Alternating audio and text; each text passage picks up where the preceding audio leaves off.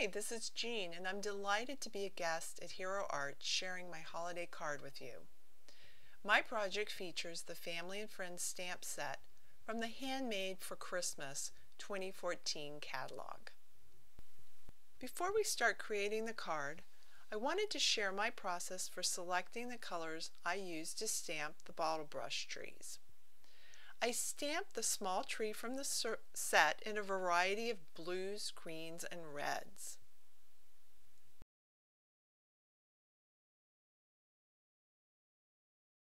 I also heat embossed the larger tree with Ranger Red Tencel embossing powder. And then I tried different combinations of the smaller trees, which I had cut out from my bigger sheet, with the larger red tree. I ultimately settled on the soft leaf and field greens inks for the smaller trees.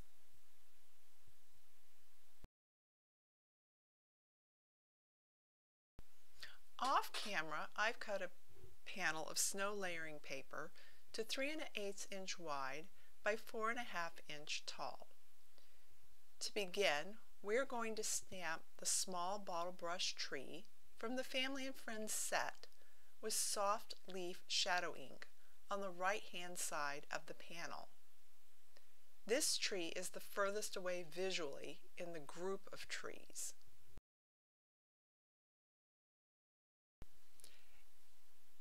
Next, we're going to stamp the same small tree with the Field Greens Midtone ink on the left-hand side of our panel. This tree is closer visually in the foreground, so it's stamped in a darker green.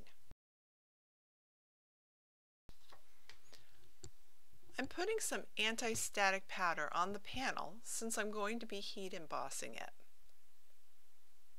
I'm inking the larger tree from the same stamp set with Versamark ink. And I'm stamping the larger tree between the two smaller green trees.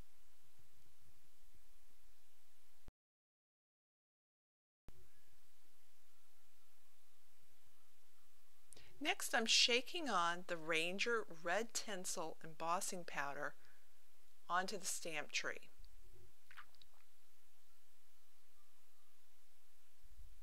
And I'm flicking it off as best I can with my fingers and on the back of the panel.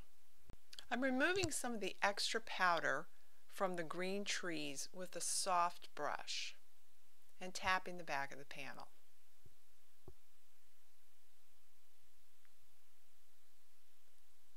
Now I'm heat embossing the powder with my heat gun.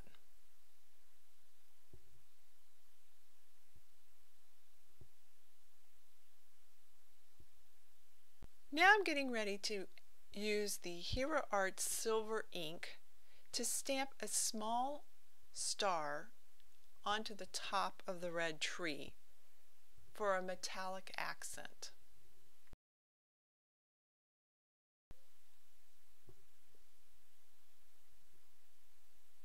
I'm also inking the sentiment stamp from the set in silver ink.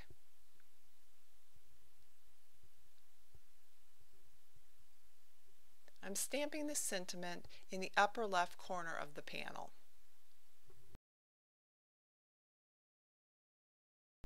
And now we're done with the panel. Now we're ready to stamp the background of the card base. Off screen, I've cut and scored pine layering paper to create an A2 tint fold card. I've stamped the clear panel of the Stamp-A-Majig with the Winter Sparkle background stamp. The stamp is designed for a portrait orientation, so I'm going to be stamping the card base twice. I'm inking the stamp with the soft leaf shadow ink for a tone-on-tone look. I've covered part of the card base with a sticky note. I move the panel off to the side and stamp on the right-hand side of the base.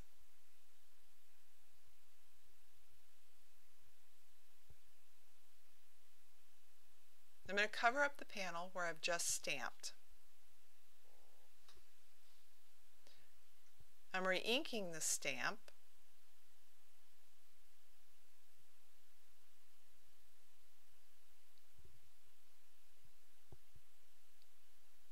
And I'm positioning the Stamp-A-Majig again on the left-hand side.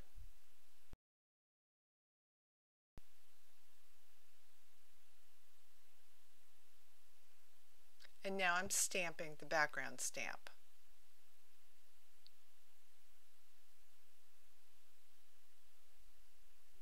The base is now ready. To finish the card, I adhered the stamp panel with the Bottle Brush Tree Trio to a 3 1/4 inch by 4 1/4 inch brushed silver cardstock, and then attached that panel to the card base. Thanks so much for joining me today.